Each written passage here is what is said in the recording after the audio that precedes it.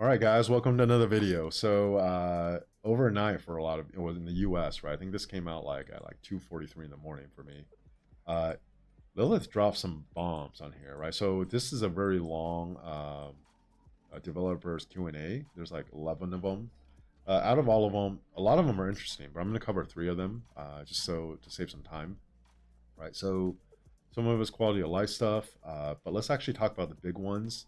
What I want to really focus on is okay, one, what they said, right? But kind of reading between the lines what they're talking about, uh, ways that it could potentially be really bad, but also it could be really good. And then also like as a player right now, you know, whether you're in leadership or a kingdom, individual player, how to kind of like posture yourself to take advantage of what's going on with this. Okay, so uh, question number two, right? Like question number two already is a big one. Why does why does city themes have debuffs? You should get rid of city theme debuffs. That's pretty straightforward. The answer is our initial plan for city themes were to have a wide variety of buffs and debuff combinations, accommodating a range of different playstyles. As time have gone on, as we've collected additional player feedback, we started to think that city theme debuffs add little value to the game. I actually agree with that. Adding debuffs add little value, but the way the buffs are set up right now was with the debuffs in mind, right? So as such, we decided to remove debuffs from all current ones and future city themes. We expect to implement these changes in a future update. This is a problem because the current buffs are designed with the debuffs in mind, right? If you're just going to remove the debuffs to keep the buffs that is, it completely changes the balance of this game, and it makes the universal Zenith skins way more powerful, and then the troop specific ones way less powerful, right? So like obviously recently that boat, let me pull this up. Let's see, where is it? Right, let me go to legendary. This boat with a 12% defense, right? This becomes, I mean, it was already the best open fielding skin in the game, but it's even more broken because at least before, right, if you're running two cab marches, you're losing 20% attack. Now it's just straight up 12% true defense for everyone. If you have seven marches, right, like that's 84% defense that you're adding on there, right? And if you have another well, that one's different, right? If you have another one like say this like ancient leisure, right, which I assume this is some kind of zenith, right, 15% attack. Okay, at most you're going to probably benefit from two marches from that, right? Like very few people are running three archer marches. That's it. So you're getting 30% of attack versus 74% of defense total if you have seven marches, right? Like it makes it way more very unbalanced towards Zenith and then Universal Troop Type skin. So if they're gonna do that without tuning any of these like from before, it kind of kills a lot of the skins that people were using before. And then if you don't have a Zenith skin, you're essentially forced to go with Twilight Falls. Okay, so I don't have Twilight Falls. The reason why was because by the time I got to a position where I can invest in it, Lucia was out, right? And then for me, if you have a Smite Commander, and then for a Smite Commander, it's likely that infantry is going to go that smite route. So like infantry wouldn't have been useful, right? So if I was running at the time 6 marches, and two of the marches can't even benefit from the skill damage, like that's potentially what's going to be in the future, and those infantry marches are losing 10% attack, all of a sudden the math didn't work out for me, right? But they're going to just remove the debuff here, but then just keep the buff. Then yeah, I'll take the 5% skill damage because essentially only the Lucia March is like half benefiting because I'm running Lucia Alex, right? But my other marches all benefit, right? Like if anything, they should make probably Twilight Fall smite and skill damage increase by 5%. That would make a lot more sense, right? But like, what other skins can you get that are universal like that that isn't Zenith, right? So I don't know. I agree with the debuffs being useless, but just keeping it as is pretty crazy to me, right? Like you have to do something to essentially retune this to make it balance, right? So now maybe the gingerbread house, instead of just giving you 5% infantry health, is giving you, let's just say, 10% infantry health, right? All of a sudden, it makes you think a little bit. Do I want two marches to get 10% health? Or do I want all my marches, except for the smite, to get 5% skill damage increase without the debuff, right? You need to tune this somehow. Like, we're just doing it as is, I don't think it's very good. And essentially, it almost overvalues universal stats for the Zenith skins. And, like, you could almost make a case like it almost becomes like a way to make Zenith more of a money grab for them, right? It's not a good look. I'll kind of cover this a little bit, right? More ways to obtain transmutation crystals. You're going to look for more ways. I think 2 is really limiting, right? Like, we all know right now, sometimes you're looking for a stat and 10 rolls. I think depending on which slot it is, the chances you getting it is about 75% or something, right? Which means like a quarter of the times you could do 10 rolls and not get the stats, right? Like, the way they're kind of throttling back the transmutation stones right now, that's already limiting enough. Like, you don't need to then limit it further with 2 transmutation crystals. I think like probably like around like 5 transmutation crystals per KVK is probably more appropriate. Here's another one. As you guys know, I talk about armaments a lot, right? So whenever a new formation is added, I need to invest a ton of resources into it, even though I haven't finished working on existing formation. Very, very true, right? And the way the armament system right now, it's broken, okay? Like, I actually like how you can just roll, right? It's all chance and luck, and you get screwed and you don't get something. That's like, maybe the gambler in me, whatever. I get that part. But like, the way they have the system designed right now, like, no new formation is really going to take hold. And then if it does take hold, then essentially just kills another formation, because the way they have it set out is really, really broken. Let me read through all this. I'll talk about why it's broken. And there's a very easy solution. It was the second ever video I made. I even actually sent it to my connection at Lilith, saying, hey, I think this would help a lot. They said they'll review it. Nothing ever happened. They actually hint at they might be looking at something like that, but why don't they just do it? Like, it makes so much sense, right? So let's talk about this. We're working on ways to reduce the resource/time required to acquire and replace armaments without devaluing armaments that players have already invested in, right? We'll see. Possibilities we are currently considering include providing more ways to acquire armaments. If you provide more ways to acquire armaments, you're devaluing armaments that players have already invested in, because when they were investing at that time, they put a certain amount of, gems, money, whatever into it. You made it way easier to get, right? The amount of gems and money they put into it is not worth as much as it is now. It's literally inflation, so I don't know what's going on there. That's how inflation works. Inflation isn't price raising. It's that you're essentially putting a lot more of something into the system.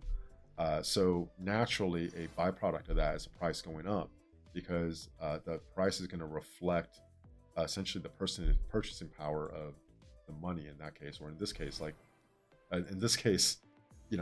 armament is not going to be as valuable if you make it a lot easier to get a lot more of it, right? Because if you have a lot more shots to get it, you're way more likely to get special inscription. You're way more likely to get higher stats, and then what people actually put in before goes down. By nature, in a game like this, you have to have some kind of inflation where it becomes easier, or there's a catch-up mechanism, right? So I don't necessarily hate on that, but this whole idea without devaluing the armaments is kind of crazy, to put it that way to me. Optimizing the guarantee system, right? Which they should definitely optimize it, because it's broken right now, right? Like, if you've got 3 rares in Arch, it doesn't count towards the rares you got in Wedge. Why not just make it one system on the back end? Like, that would make so much more sense. And then they talked about adding the ability to convert armaments into other formations and more. Okay, so here's how I would fix the armament system. When I was a complete noob in YouTube, my second ever video talked about this, okay? And I still stand by this. It's by far the best solution I've seen. And it's that when you pull an armament, it's blank, okay? You know the stats, and you know whether it has an inscription or not. You can even know if it's a rare or a special or a regular, but you don't know exactly what it is, because different armament formations have different, even regular inscriptions, okay? So for example, if I pull something, I get triple infantry stat. Guess what I'm going to select? I'm going to select Arch formation, right? And then I can see what the inscription is, but like, it would make sense. It would take away the frustration of people getting, say, like a V formation with triple high infantry stat, because we're never going to use that, right? So we know the stat, we know there's an inscription, but the armament's blank, and then we could declare and choose a formation. Even if you don't have a siege and you got a really good triple siege stat formation, you would actually be a little excited to choose a V formation for it, because even if you don't have any plans to use it in the future, right, at least like that is going towards something that you could potentially use there if you wanted to in the future, right? But like right now, the way it is, you have to choose V formation first, and you could get all kinds of nonsense. It's really frustrating. Why not just do it the other way around? So it's really straightforward, right? And then if you're going to do the guarantee system, you don't need to tweak it that much, right? If I got a rare in a V formation, if I got a rare in an arch, that counts too. If I get to 10 rares and I haven't gotten a special yet, I get a special. And when I get a special, I can choose which formation I want that to be, right? What happens when you do that? All of a sudden, it might make sense. Hey, you know what? I could see myself maybe being a big Shajar fan. And actually for this special, I want to declare that to be a circle formation with healing. And is that, I think, benefits like shielding and healing or something like that, right? Like it literally would make the system so much more cohesive and so much less frustrating for people. Besides the people that don't like the randomness of like getting the stats, right? But like that actually isn't what's broken about this. It's actually the way that you have to choose armaments right now, right? Because like right now, I just have to pull all arch, right? And I need to get, if I'm unlucky, which I am, right? I'm just planning, okay, I need to get to 10 freaking rares in Arch to get a special there. So I can't choose anything else, even though maybe I need Wedge for this. But like, it's good enough, so I need to just stick with Arch until I get it. And when I get Arch, I really only want to use it for infantry. So all the other like good stats, it's just like a waste right now. Like, make it more cohesive, make it blank, make it where you could declare it. Then you literally won't need a lot of this stuff that they're trying to add on top of a fundamental system that can be fixed so easily. All right, anyways, that's my rant on that. This one, question 5, I guess I'm covering more than 2 or 3, right? Constant KVKing is stressing me out. It's hard to build up the required resources in the off season. Okay, so essentially what they're saying is they're going to be adding a partial refund of healing resources, so you get resources back.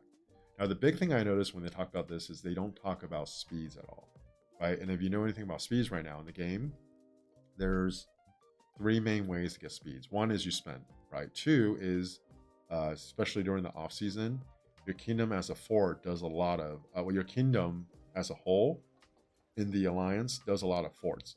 Because the more forts you do, right, like, you know, you get the fort chest, you could potentially get speeds in there. So if you're very active there, you could generate some forts. The other one is that you're doing a lot of chaining, right? When you do a lot of chaining, you also get speeds. But it's a lot harder to get speeds right now than it is to get resources. Right now, you know, it happens, so I'll talk about it. I'm not condoning it, but there's a lot of resource sellers, and then even resource sellers that are using bots to get their resources, and then they're freaking selling it to you for money, right? So when they're doing this, they're essentially devaluing that, which is not necessarily a bad thing. I think, you know, they should hard ban botting. There's just crazy botting, gem botting. You know, if you're watching this and you're in one of the top kingdoms, you're either doing it, and if you don't think people in your kingdom are doing it, they're probably doing it. And like, to me, it's ridiculous, right? Like, allowing people to gem bot, and like they have a way to really focus on it and get rid of it. But, you know, in my opinion, when a lot of the top spending kingdoms are doing that too, I feel like, you know, Lilith is almost like pressure to just turn a blind eye, right? But, you know, is gem botting happening? Yes, you know, but they don't talk about speeds at all here, right? So they're gonna take away resources, but, you know, you're either going to have to chain really hard, you know, hopefully be in a kingdom that's super active so you can get speeds from the force, or you're spending, right? Like, a lot of these updates, if they don't do it right, it's just going to push the benefit towards spending even more. And if you're essentially making the gap too big for low spend and free to plays to play, they don't want to play, this game is not going to make it, right? Like, you need a good balance of both.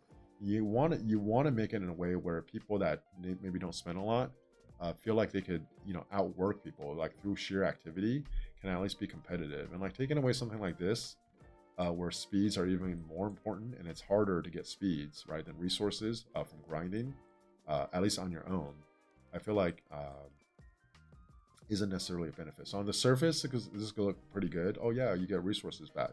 What about speeds? You know, if they didn't count speeds for that too, I'd be a lot more positive with this update. Individual KVKs are too long with a lot of long, boring stretches. True. Will you be shortening them? Right. So our Zone 5 fight ended. It literally ended in like 3 hours, like the fighting part last Wednesday. So it's been 4 days. Before our past 7 opens, you might get some fighting in there. It's another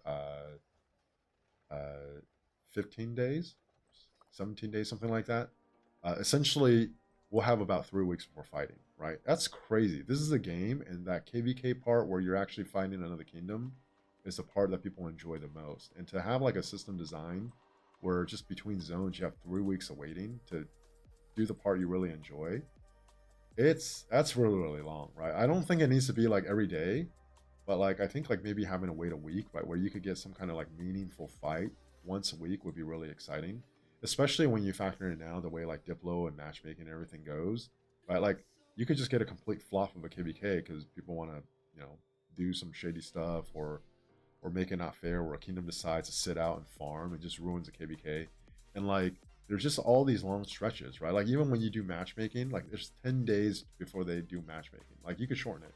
So I'm not suggesting this necessarily, but if you imagine, okay, here's matchmaking, right? It takes 3 days. Once you're in, you have 5 days to prepare, and then you're gonna go to like prepare Diplo and all that stuff, and then you're gonna go directly into Kingsland. And here you go, right into Kingsland. Here's your Kingsland fight. Have fun, right? And then once that's over, maybe you wait another 2 days to kind of recover, and then you go into the off season, right? Like would we really be missing out on that much? You know, like I guess it depends on who you ask, right? But like I think there will be a significant portion of the people that would actually enjoy that, right? Like, okay, you know what, very short wait, Diplo, and then we go into Kingsland, let's fight it out. You know, it could be 3 days, it could be like 12 hours, but let's just say that Kingsland is a flop, right? Well, guess what, you don't have to wait so long. Like the stakes aren't so high, like you don't have so much potential downside that's out of your control for the KVK to be a flop, because like you know, not that long later, you can actually queue up and then do another KVK and then have the potential to fight again, right? So like, I think cutting out these unnecessary stretches would definitely be a positive. Please look into that, and I think it would actually make the game a lot better. All right, this one is the big one. Okay, so I'm going to read all of this out loud. The KVK matchmaking algorithm needs to be fixed. I don't want to have to disband units and kick out non-combatant players just for KVK matchmaking. So the answer is, in the current matchmaking algorithm, power is not the only factor that is considered. We know it's not the only factor, right? And true power actually has very little impact on the kingdom's matchmaking rating. I'm shocked that they wrote this, because up to this point, true power is something that everyone focused on, right? We try to like stay lean relative to like it's like, for them to say it has very little impact on the kingdom's matchmaking rating actually surprises me, but we don't actually know exactly how they do it, so we can't confirm or deny that, right? In addition, only players who have reached a certain level of activeness in recent KVKs will be factored into the kingdom's matchmaking. Activeness is really interesting. What does that actually mean? So we are currently designing a new algorithm that will no longer factor in true power. It will also optimize the way we determine which players are, quote, active and should be factored into matchmaking. Besides adjusting the matchmaking algorithm, we recently added a new, the revocation permit, that's cool, but we're not going to talk about that, okay? So there are some huge implications here. So the first thing is, one, only players who have reached a certain level of activeness in recent KVKs will be factored into the kingdom's matchmaking. First thing I thought of is kind of like, I hope they actually build out the autarch system, right? So this thing, you could just see the best you've done since last May. Okay, at this point, we're about 1.5 years in, right? I wish they could make it where you can see more KVKs. If you want to choose to hide it, fine, right? But from a recruiting standpoint, if I can see that, it will be awesome, like as a recruiter. But also, like, if you're going to be doing that for matchmaking anyways, which is what it sounds like, you can see what they did last KVK, the one before that, right? Like, make it visible also. Like these are actually relevant data that people care about. If they want to display, they can, right? Like, it's actually a cool thing to have, and it looks like they're going to actually weigh a lot more. Because if you don't look at this, how else are you going to judge people's activeness? How many forts they did? How much resources they farmed? Like that doesn't really make sense, right? Because you could literally do force and farm, but not be a fighter. If you're counting towards the matchmaking, you're still dead weight, right? So I can't see a scenario where they kind of get away from what's displayed in the autark when they're judging activeness. Let's go back to this.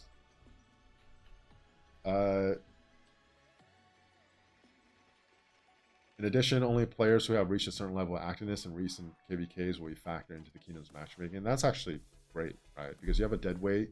Here's the one I think of. Okay, so right now, you know, if you like have your if you don't log into your account for 30 days, you go into the clouds, right? But then you have these like annoying people, you know, whether they do it on purpose or not, they'll just pop in like every 30 days or so and log in and log back out, right? So then they're not in the clouds, they're counting towards your matchmaking right now, but they literally haven't done crap in, you know, a year or even longer, right? And if you're actually judging the recent activeness in the KVK, that would be really good, right? So far on the surface, a lot of people are complaining about this because it looks terrible, but like judging their activity level more recently is actually a huge positive if done right? And I actually made like almost like an hour-long video talking about the Imperium system, how it fix it. I talked about it in there. I'm really glad they're actually moving away from like static stats and looking at more recently and weighing that, because that also is a much better reflection of people where people are at, right? Something I didn't talk about.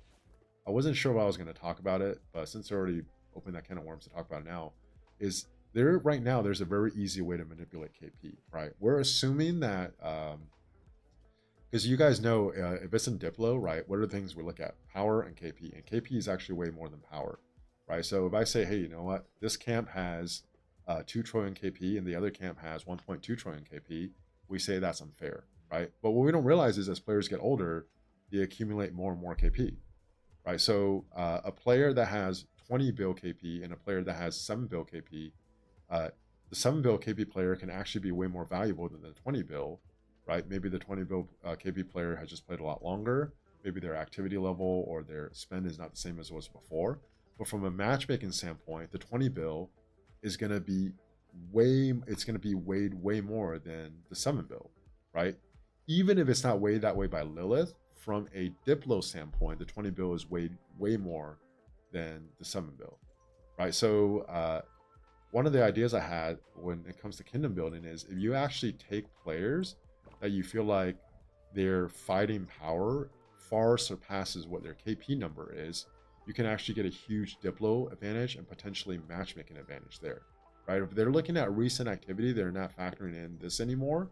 They build out the autark, and then we can actually use that to go into Diplo. It could potentially make this way better. Like, it could make it way better, way more accurate, and then this little loophole that I thought I could probably take advantage of, which I'm exposing now, it won't really be a loophole anymore, right? Because like people would be like, oh, look at us, we have twice the amount of KP as this kingdom we're fighting. We're gonna crush them, right? But like KP is not necessarily, it's cool, right? Because it's like a lifetime achievement award, but recent activity is really a much better indication of how well that player can fight like right now, right? Not actually just a static KP number.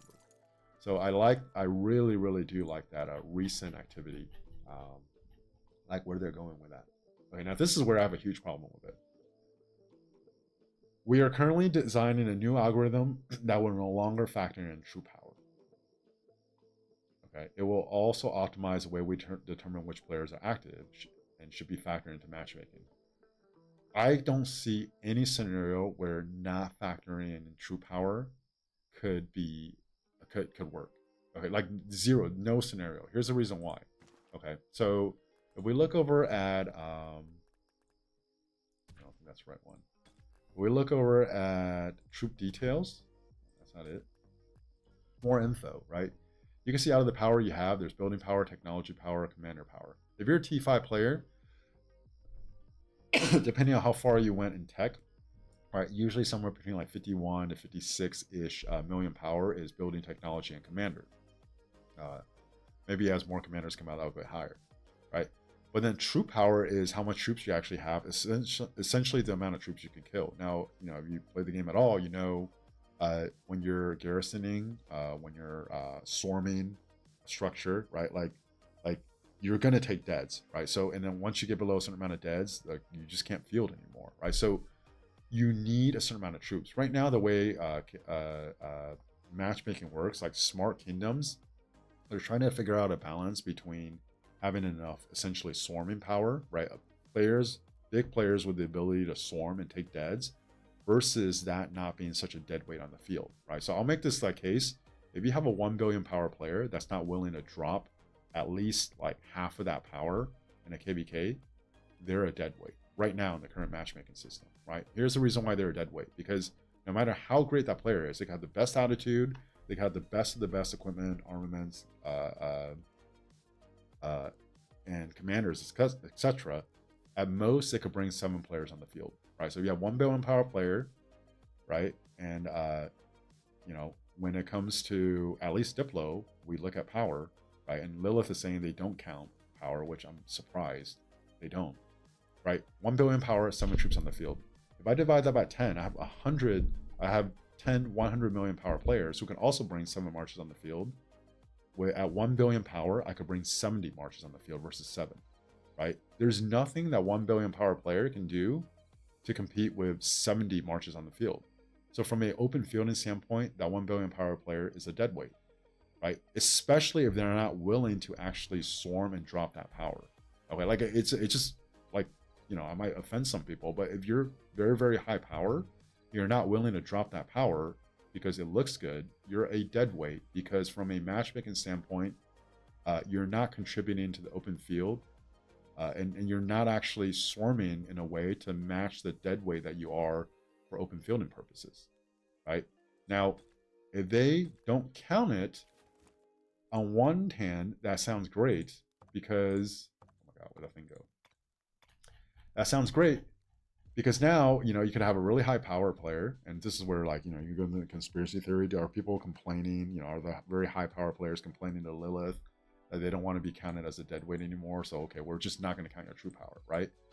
But if you don't count it and you use recent activity, right, the potential to actually still use that power for swarming is there, right? So you have player X who has not killed more than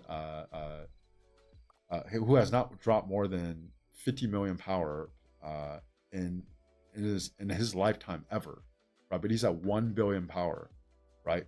He still has the potential to drop 950 mil power when he chooses to, in a KVK where he just wants to go all out, right? So when you're doing matchmaking, I just don't see a scenario where you can actually just not factor in true power and not make it broken. Because let's just say, for example, I really, really hate I don't even want to name the top kingdom because, like, it's not necessarily because I hate them, and the kingdoms I don't like, I don't want to name. Okay, let's just say top kingdom X. Okay, what if I actually gather a bunch of people that, you know, have quote unquote low activity according to Lilith's matchmaking, but have really, really high power, and then like this is the KVK where they decide to actually really use that power and drop it. But Lilith is using their recent activity to determine the matchmaking. So because the matchmaking is going off of what they did recently, and they didn't do that much, they actually get a much better campmate. And then they're actually willing to swarm and drop all that power. Now they have a massive, massive advantage, right? Like, I understand maybe valuing true power less, but true power is literally the potential to get deads. And swarming is one of the most powerful things you can do in the game as far as like winning KVK. And the biggest limiting factor to swarming is that you're going to take deads and you're going to drop power. And once you drop below a certain point, you can't open field anymore. So to not take that into account, to me, is freaking crazy. Okay, I hope they rethink this. You know, because I just, you know, maybe they'll prove me wrong, but I just can't imagine a scenario where they come up with some algorithm that doesn't factor in true power that actually accounts for that loophole that I just mentioned. All right, everything else, blah, blah, blah. Let's actually just talk about the Imperium, and we'll be coming right up on 30 minutes, right? So Imperium right now is, the burden is way too, the reason why you have Imperium is so that you don't have kingdoms get way too powerful, like way more like overtuned powerful than other kingdoms, where it's like not even fun to play KVK with them anymore, right? So the way they decided was if you're Imperium, you get one special ticket a month. extremely limiting, and there's all these like crazy things that can happen where essentially for a lot of kingdoms, being Imperium long term without dropping out, it just kills that kingdom, right? But it's not in here, but right now their fix is like essentially allowing a kingdom to take 20 migrants every off season. I feel like that's probably a little bit too high, right? Because 20 good migrants, even for an Imperium kingdom, is still like a really good off season, right? I think that number should probably be closer to 15 and probably somewhere between 10 and 15, right? But that's just my thoughts on that.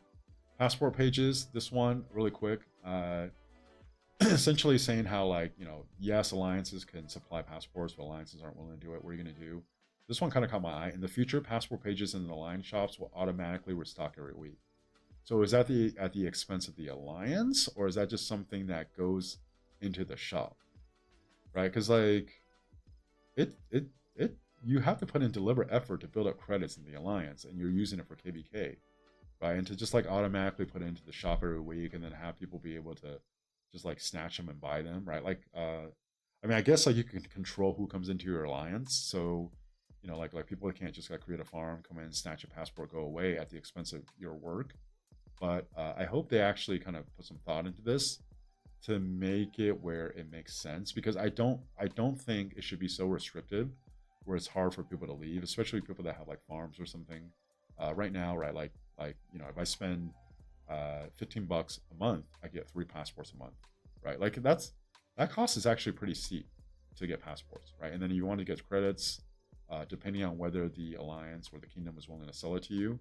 Right, like how else do you get passports, right? So having a way for people that aren't a good fit for the kingdom to leave reliably would be good.